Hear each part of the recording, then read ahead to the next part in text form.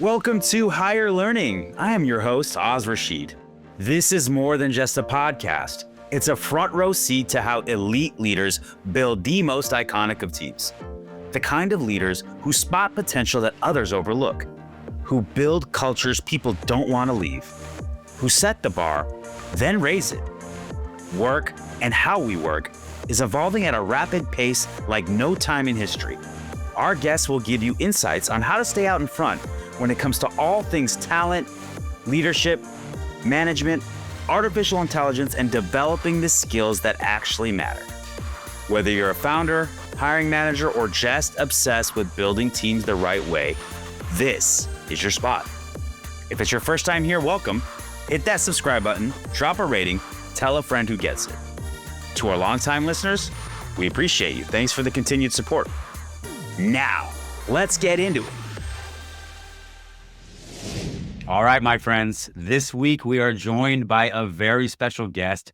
This week's guest is Christy Harris. She's the Chief Human Resources Officer and SVP at CCC Intelligence Solutions, a publicly traded SaaS company that connects more than 30,000 businesses across the P&C insurance economy. Before CCC, Christy spent nearly 21 years at Allstate, where she worked her way from HR senior consultant all the way to the Chief Talent Officer and SVP. Along the way, she led TA, compensation and benefits, inclusive diversity, people analytics, and HR operations for 35,000 employees. She also spent 5 years as an HR business partner at Mayo Clinic early in her career. This is someone who's seen every side of the HR function at serious scale. What I love about Christy's background so much is she made a move that most people don't in her position to make. After 2 decades at one company, you don't see that type of tenure anymore. And at the top of her game, she walked away for something different. She told me in our pre-call that she needed to get uncomfortable to grow, and that line stuck with me, and we're going to dig into that in our conversation. So if you're a leader wondering whether you've been somewhere too long, or you're trying to figure out how to evolve your leadership in a world that looks nothing like it did 5 years ago, this one's for you. Christy, how the heck are you? I'm doing great. How are you? I'm amazing. Thank you for asking. It's That's a awesome. beautiful day. It's Monday. We got a podcast. What can I complain about? There's nothing to complain about. So let's start here, because I always love to find out people's journey, how they got to where they got. Most people don't dream about a career in HR when they're a young child. Usually they kind of fall into it. I'm interested. How did you find your way into this world, and what's made you stay in it for 25, wonderful years? Yeah, I didn't grow up saying, boy, I wish I really want to go into HR. I didn't actually even know what HR was. And I think when I was a kid, it was probably called personnel.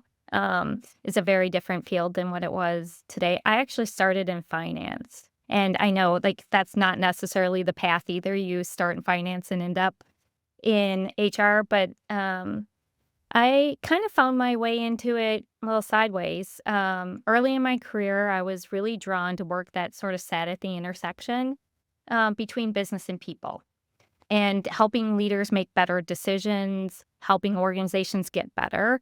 And HR kind of turned out to be exactly that.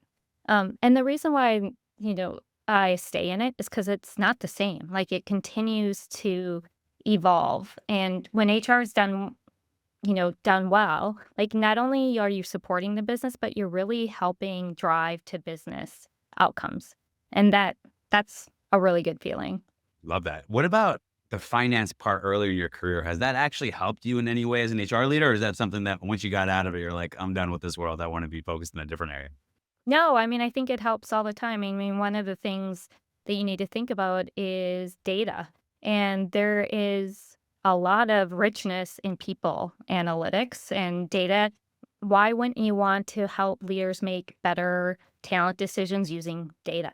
And that's one of it. But also, I think about when people say, HR, is responsible for dollars and cents.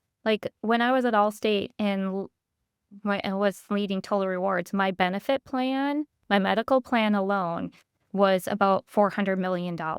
And the way we price that matters, because if you don't price it well in your self-insured, you're going to have to cover the deficit of those premiums and the claims. And so, yeah, I think, using your analytical skills is really important in HR. Yeah, I love that. I mean, I think it's a very exciting time in HR for that very reason. I think the proliferation of people analytics is only going to become more and more prevalent. And, we've seen it in things like sports where the understanding of, different ways of looking at things and ways that you can like change data and structure data gives you different insights that you might not otherwise have had. And some of the things that we've looked at to determine productivity and performance management in the past, we may have way more robust information and insights, not just to get more out of people, but to give people the work that they want and the work that they love. So I really think that we're right now at this intersection of a really exciting time, particularly in HR. If you do have that data lens, if you do understand things, I think there's gonna be a lot more of that data available to look at and engage your employees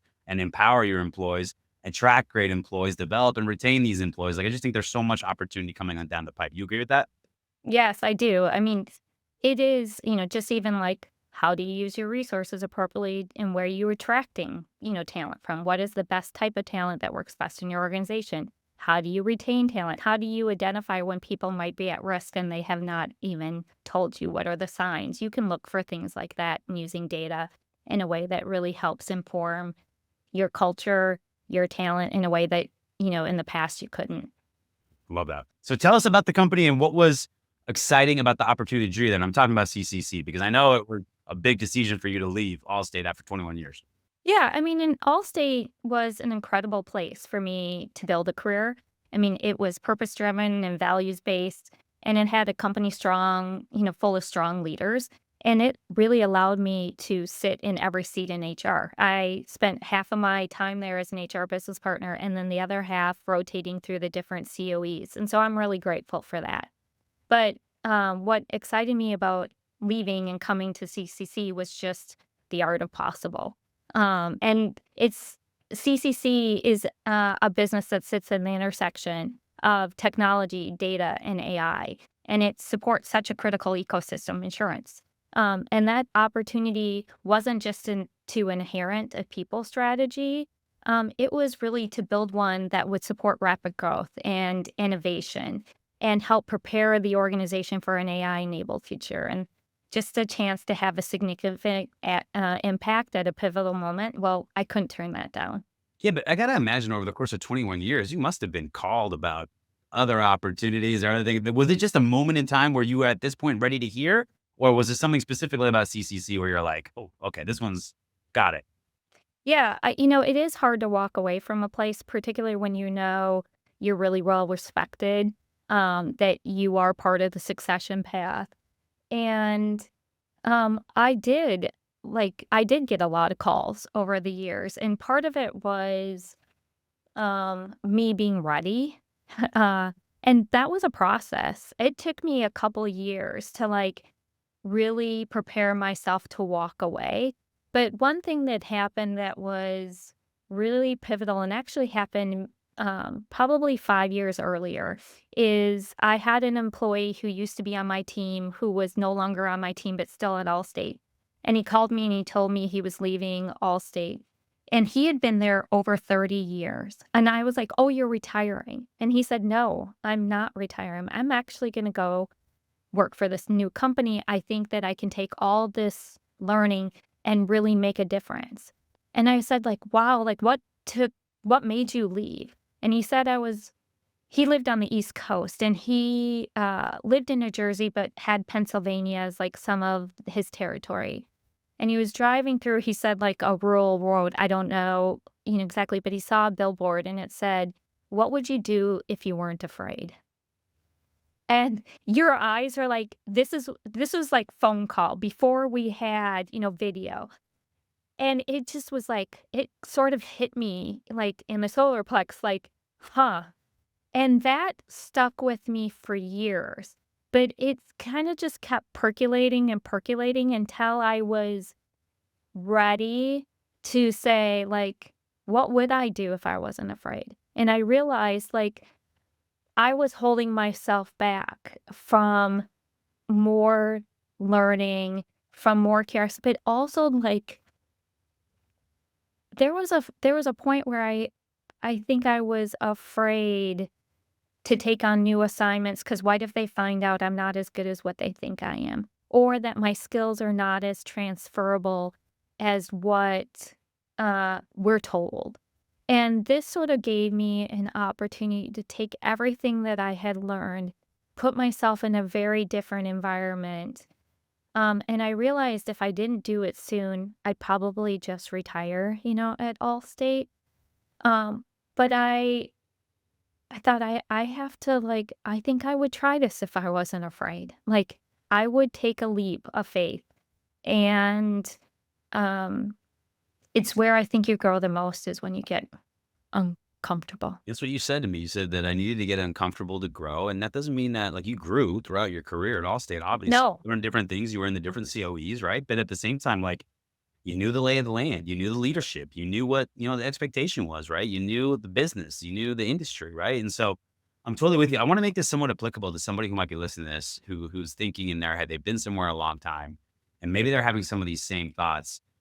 How about from the evaluation of the next company perspective? What would you tell people to think about? Because the last thing you want to do is leave a company for 21 years and go somewhere that's not good. And then you're stuck. You feel stuck, right? So what would you tell people to do when they start to have this itch? What should they think about and how should they evaluate maybe the next step?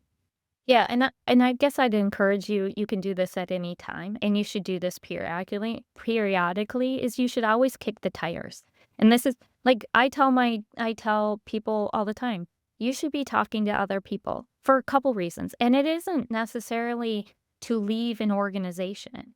But if you talk to other companies, one is sometimes you find out what your worth is. Like, and that's actually just very powerful to know. Two is you might find the things that mean the most to you, you already have. Because not everybody, has the same priorities. Like some things it's about like, I want security. I want stability. I want, a big organization. I want some place that isn't, highly political. Like whatever the things, I want a place that, emphasizes purpose, or I want, learning. And then when you start looking for the company and you have clarity on what are the things that are most important to you, that should help you decide if you're going to the right opportunity or if you are running away from something, that you have. And I'd never encourage you to like run away because honestly, waiting for the right or the better opportunity will pay off, even if it isn't your next long-term, position.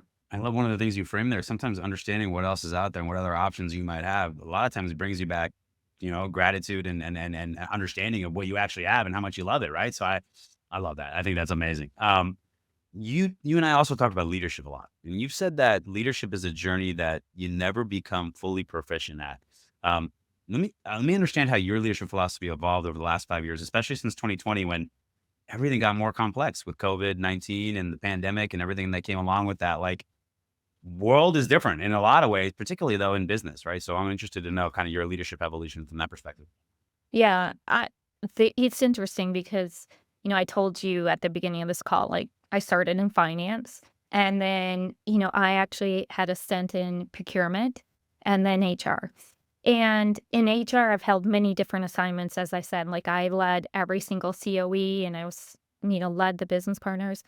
And no matter which job I had, leadership was always the thing that was the most challenging because you were walking into many different environments, different, teams, different dynamics, and how you led through those were just like harder. I could intellectually get the functional expertise, but, one time I was getting promoted and now I was a leader amongst my peers and like the challenge that unfolds. Or I inherited a team and every one of them had 30 some years of experience and I was 30 some years old, and like how do you relate and help, build that, respect.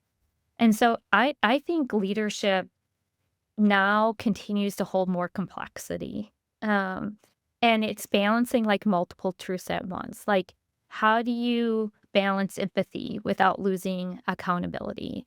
How are you comfortable sort of saying, I don't know this, but we'll figure this out together? I think it also recognizes like we all, we think about resilience as like an individual trait, but I think it's also an organizational, one. And leadership doesn't just create stability, and by having all the answers, but it helps, the team coalesce towards building trust, transparency, and connection. I'm constantly thinking about the gap between what leadership says and what they do, because I know like trust is in the middle of that. And how do I practice and deliver on what I say, even in moments where like things are tense and hard and you might be able to justify it. But I think while you might have good intentions, the impact is what carries the day. 100%. There's a couple of things that you said there that really resonate with me. One is, like I've told people before, that I want on my tombstone for them to say unfinished product. And what that means to me is that this idea that I'm constantly learning, I'm constantly evolving, that my best is yet to come, and that, you never got it all figured out. I mean, especially as something as complex and dynamic as leadership, and you're constantly kind of evolving in that space to maintain, being good at it, or being somebody that has influence and an ability to say, this is something that I consider part of my core skill set. So love that aspect of it. And then I also think, like, what you just talked about in terms of, like, we talk about it here at our company, we call it say do ratio. And so what that means is, right, how often when you say something, do you actually follow through with it? And there's usually two levers to that. One is understanding your capability and what you can get done. And then two, when you say something, it really matters to you that you come through on it, you follow through, because you realize that that builds trust, that people are looking at your name. And that doesn't mean that every time, 10 times out of 10, you can always do it, but it's got to bug you if you don't. And that's something that we look at and we actually measure within our organization, is that speed of trust. How can we take you at your word and move on that and know that it can be relied upon? And just frankly, some people are better at it than others, and some people care about it more than others. I just think it's a really important quality, particularly in leadership. Because if you're saying a bunch of things and as a leader and you're not following through, you're going to lose credibility. You're going to lose trust, more importantly. Yeah. Yep. And it's one of the things that I have like tried as like part of my leadership brand or leadership philosophy is like authenticity. And like you kind of know what you're going to get. And I have learned, like, even when I am most vulnerable, in moments where I've said like I just I've never come, like, I'm not sure how we're gonna deal, like people give you so much grace and then like give you more grace and then let you lean into that more to become more vulnerable. And I think it's perfectly okay to say like, I don't know. And I'd much rather say I don't know than say that I do and then I can't back it up in the actions that I take. And we were just having this conversation with my leadership team around like one of the things that like we're working on, or one of the things that you want people to know about you. And I was saying like one is I'm not a McDonald's drive-through. So like if you are like bringing things through for me to prove, but you really just want me to rubber stamp them, like that's not who I am. But also that I tend to um at times take on things that are hard for you. I will do that. And then I don't really think about what an inconvenience it is to me. Or do I think about at times explaining that that doesn't actually help them grow and develop? And so it's something that I'm constantly, working on, which is uh, I really like not being the one who holds people accountable. And I know this is going to sound funny, but the reason why is because I really like holding accountable people. I like hiring accountable people because I think if they feel themselves as accountable, I will, like anything that I'd hold them to, they will have already held to a higher standard. Oh, that's good. That's fire right there. We'll get to the hiring and talent in a second, but I really like that. All right. So listen, we're talking about leaders, and up and all throughout time, leading is leading people. But we're getting into a world where AI workers are starting to show up, agents, right? They're showing up on the org charts. They're showing up right next to people. They're part of the way we get work done nowadays, right? And it's only going to proliferate and get more and more, emphasized as we go forward. Nobody's teaching leaders how to manage in that environment, right? So I'm interested, how do you think the best leaders will navigate kind of that mix of AI, agentic, and people workforce? And what skills do you think will matter the most? Finding the right talent for your team doesn't have to be a struggle. Meet Aon Hire, the world's first hiring experience management platform designed to transform the way you hire. Powered by AI, Aon Hire takes the hassle out of every step in the process. From smart resume analysis to customized interview questions, it saves you time, money, and effort. Plus, with real-time insights from every interview, you can quickly identify top candidates, reduce turnover, and stay on budget. And forget about note-taking, Aon Hire takes care of that for you. Ready to revolutionize your hiring process? Visit aonhire.com and get started today. Yeah, I think the best leaders aren't going to treat AI as a replacement for people, but like as a force multiplier. Um, and I think the real work is going to be in like how we redesign jobs, workflows, and decision making, so that humans and AI can work effectively together. I guess when I think about the skills, it's judgment, like knowing when to rely on the data, where context matters. Like that's where I think humans are like really good and should be positioned to like use what an AI worker provides them, but like offering that what the human brain, does best. Ethical leadership, like setting guardrails, thinking about the transparency of the data and how we use data. Change leadership. You know, I always say, people are always like, oh, people hate change. I don't know if they hate change. I just think they hate poorly managed change. They hate when they're not enrolled in the change. I think a lot of people, if you said, geez, this is a broken process and it could be so much better, I don't think people are like, geez, don't make it better. Like I hate that.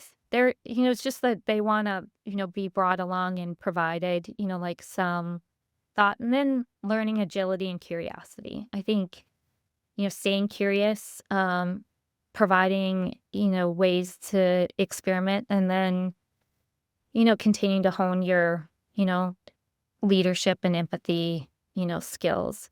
I think HR is a really interesting time, and it's really about like stepping into that space and taking the accountability to lead the organization through this dramatic shift that's coming. And it's going to come one way or the other. So I guess the question from HR is like, do you want to be on the receiving end or do you want to help craft the vision?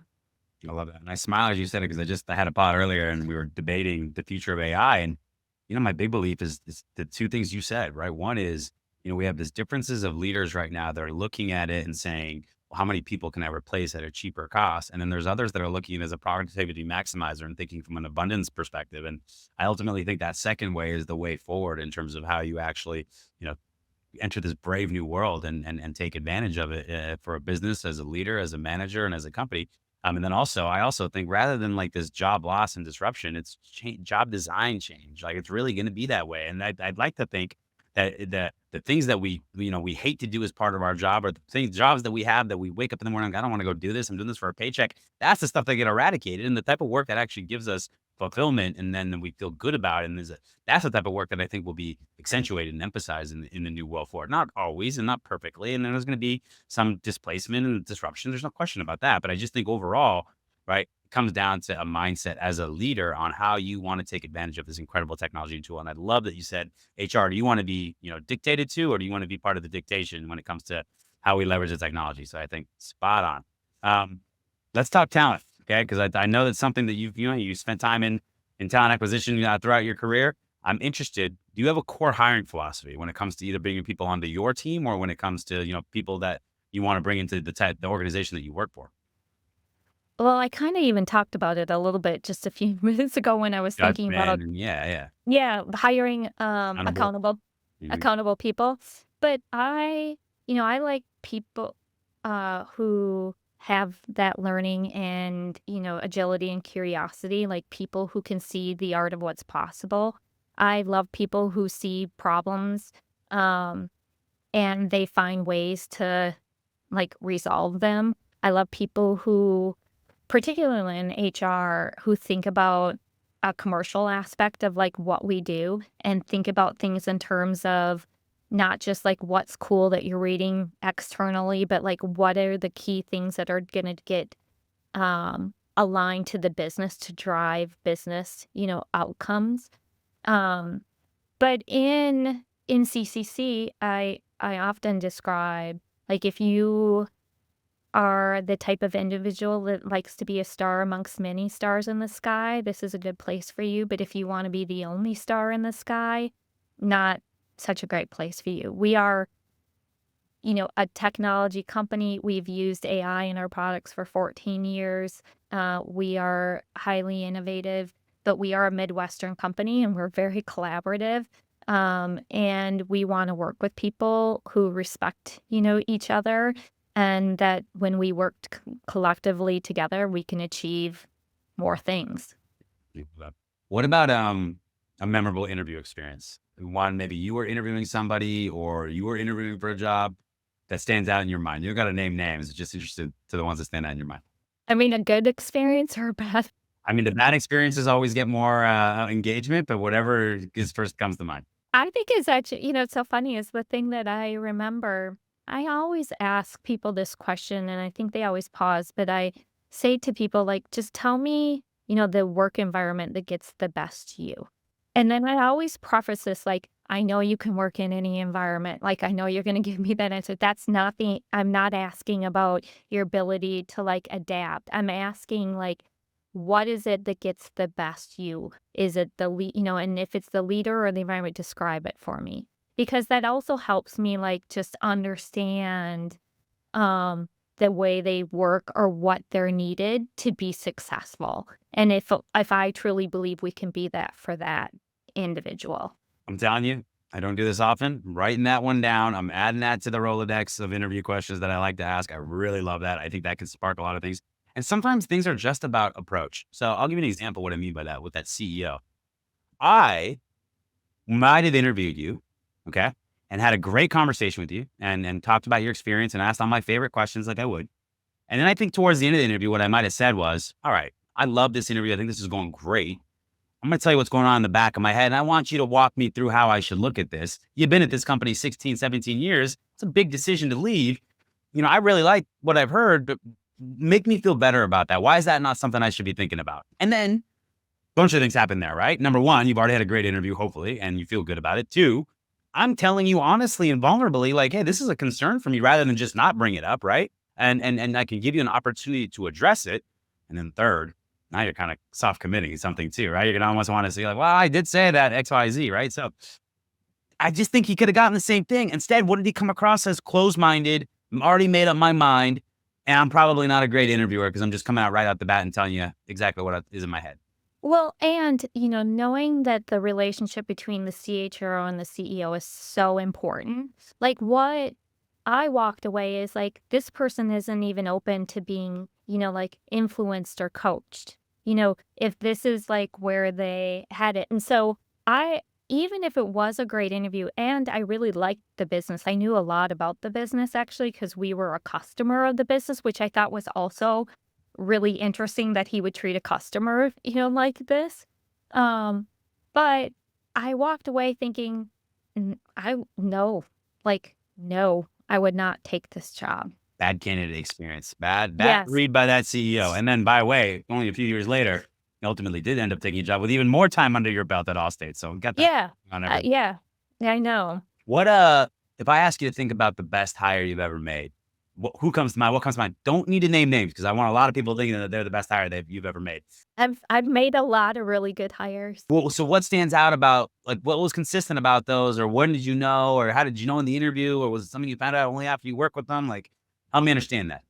It's funny is because I don't know if they're even like if I look and said, or any of these have the same traits. I don't know. Outside of some of the things that I told you is like they hold themselves to very high standards. They really want to deliver like a great experience, They want to add significant value. They are business, oriented. But they're just like good humans. They are smart and collaborative and kind and want to do the right thing and have high in Emotional quotient. integrity. Yeah, and emotional intelligence, all of that. But they're like, I think the thing that I would say all of them is it's not about me. Mm. Like they're always about like, Service. yeah, Be of service. yeah. And that's probably it. Yeah. What about, because by definition, the best hire you made, you would only know post-hire, right? But did you have a strong inclination in the interview, or has there been a lot of scenarios where you're like, well, wait and see, and then it turned out to be even better than you thought? Yes, I think so. But I've also been very fortunate that when I even moved around at Allstate and or when I've come to CCC, that I've had a significant portion of people who worked with me before, who worked for me on teams, or that have or been referred by people that worked with me to create a candidate pipeline. I get calls all the time like, "Hey, I saw you post something for your job. Do you want some assistance from a search firm?" I was like, "Nope. I have like such a great candidate pipeline because I know a lot of these individuals and or they've been recommended, from people that I work with." But yeah, I can't say that like I've always got hiring right. Hold on, we're And gonna I come back to that in a minute. So Okay, but certainly, um, I've been even more impressed by some people that I thought were gonna be good, and they ended up being great. it's hard to understand in a 4, 5, 6 interview process, like somebody that you're meeting for the first time, like what they're going to be like when they actually work with you. And a lot of people, particularly in some fields like sales, like are very good at the interview process, but then when it comes to the actual application of the job, it's apples and oranges. It's a very different ballgame. So also mental note, don't ask Christy if you can help with her searches. Got it. Wrote that down. So we're good there. All right. So let me ask you, when you miss, is there like something you had to learn, or was there a consistent theme on that why you would miss on somebody that you thought was going to be great, but didn't end up working out that way? Yeah, I think sometimes there might have been a couple times where I wasn't 100% sure, but I let the momentum, like, take me, and I went along with it, and it ended up being not, like, the right fit. Good individual, maybe could have been successful in a different market condition than, like, where the market is today. And I mean that, like, what is ever happening in the business dynamics, like, I think there's different people, like, it's like, am I hiring for somebody where the business is stable and it's just about, like, keeping the business running? Smart. Is, like, a different type of candidate than when there's something broken in the system or, like, there's a huge, growth strategy, like, that type of and sometimes I think I've gotten it wrong where, like, the business shifted and the person can't shift with the business, and it came faster than what I thought, and I don't know if that's a complete mishire as it is, like, wrong person, wrong timing, but it is certainly, like, maybe I didn't have the foresight to understand what was coming down the pike and their ability to be agile enough to, like, step with the changes. You actually nailed it, because there is when people get it wrong, right? We think a lot about, and I've seen this, and I've been victim of this too. Um, we think about industry, or do they work at a competitor or similar size company or the same tech stack? And you absolutely just nailed what I think is the most important correlation, which could be a very different company, right?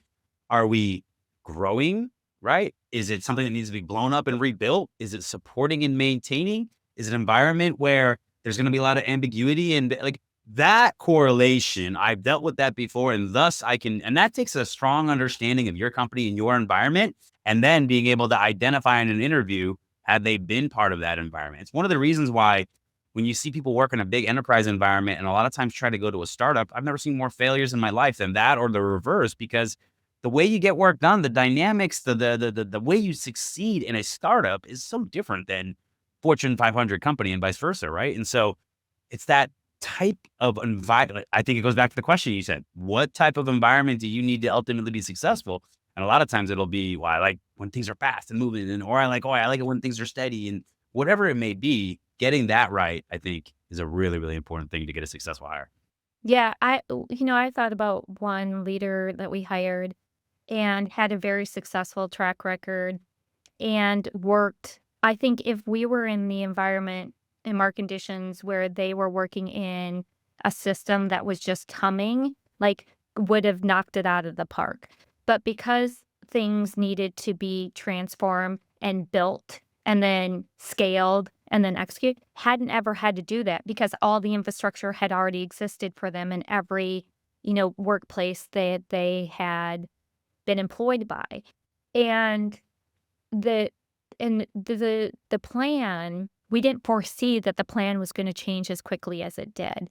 And if we had, we would have never hired that individual. And it isn't to mean that the individual isn't really talented, but they fit a purpose that was different than the purpose that we had today. Love that. And that's good insight there. I think a lot of people will listen to that and they'll have a little bit of an aha moment. So I appreciate you sharing it, Christy. All right. Couple wrap-up questions, and then we'll get to it. I want to know, what's the most unique use case for AI you have right now? And it could be personal, it could be professional, but what's something that you're doing that maybe someone will listen to and be like, oh my God, I didn't even think of that.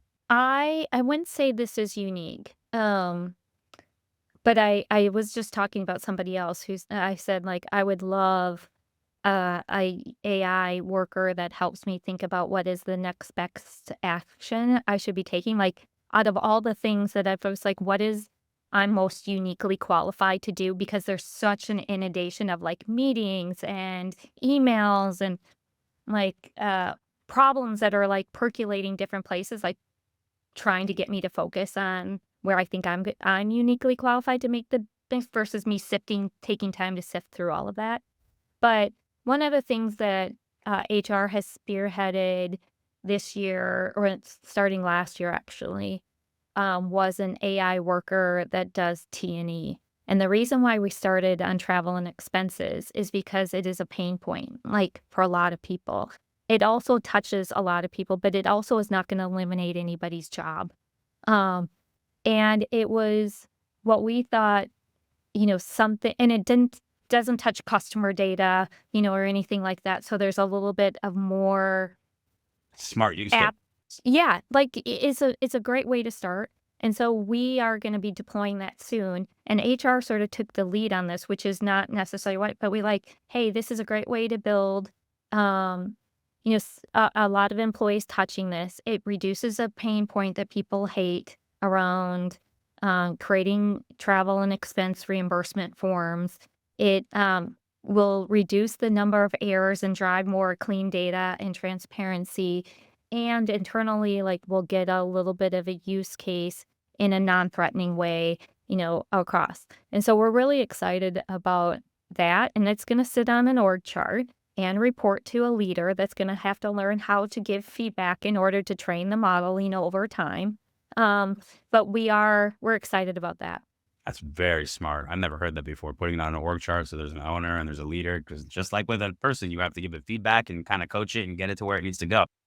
Yeah. Super smart. Love that. All right. Do you have a recent book, any content that you've consumed recently that you'd like to recommend to our listeners? I would love to say that I am a voracious reader, and I am, but not around business books anymore. But I read a lot of magazines and articles and, Tell us things something you where I read can recently that you're loving.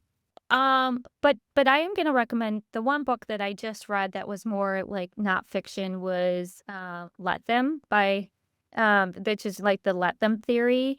And that was, I think, really interesting because it's sort of like you can't control other people um and what they think or say, but like you can only control your, reaction to that. And I thought that was like really empowering to say, like, at the end of the day, you have to look at yourself in the mirror. And this is sort of gets in line with like getting uncomfortable, but also like self-reflection. I think if you continue to focus on growing, but paying attention to the growth that you're doing, like that will be the best thing you can do is like focus on yourself. I mean, and the impact you have on others. But you can't worry about what others people think about you because you're going to waste a lot of time and you can't control it anyways. Love that. We've actually had somebody recommend that book before too, so that's a good one. Speaking of magazine articles, I will throw this out. No, this will come out in like 6 weeks, so it'll be way outdated. But I did read something in the Atlantic this weekend. There's not a lot of good long form reading anymore, right? And there was this article about this guy that was, apparently abducted by the cartel in Mexico and put into like this cartel Olympics is what it was about. I'm not going to give away the ending of the article. It's a good 15-minute read, but I like it that. is a great pull you into the story, like keep you in, and got some surprise endings and stuff like that. So I would highly recommend that if you like to read magazines. Yes, I do. I'm always constantly searching for like talent trends and like what's happening in the marketplace and so that seems very interesting. I don't know that I would have like I usually am the same way. I'm on, but I just something came up my feed, and enough people were talking about how great a read it was, and like one of the things in the age of AI we see is this like wonderful long form reporting, writing. It's gone away, and so when you find something good, it's like finding a great little restaurant that you want to tell people, thank you. yeah, check it out. All right, last question. If you had to give 20-year-old Christy some advice that you didn't know then, but that you know now, what would it be? Don't don't lose optimism. Continue to focus on empathy and people are better together. Okay, I love that. There's a lot of good nuggets in there. What were you like at 20 that needed to hear that advice? 20 I I grew up in a very, blue collar, town, very blue collar. I didn't even know what was possible, honestly. I didn't my parents weren't college educated, and I don't think that I even knew like the world out there and to see all the different aspects of the world could be outside of this small little Minnesota town. And it's just been I've just met so many interesting people who have taught me so much more about life than I even could have fathomed at 20, and it just is like, keep your eyes open. Like, the world has a lot of things to offer you, but you have to, like, be open to receive it. Well, this has been action packed. There have been a lot of lessons and insights. We might have packed in more lessons per minute than any higher learning podcast in our illustrious 200 episode history. Chrissy, I really appreciate you coming on. I had a great time, great discussion. I'm looking forward to connecting again in the near future. Thanks again. Thank you. All right. Talk to you later. Bye. Bye.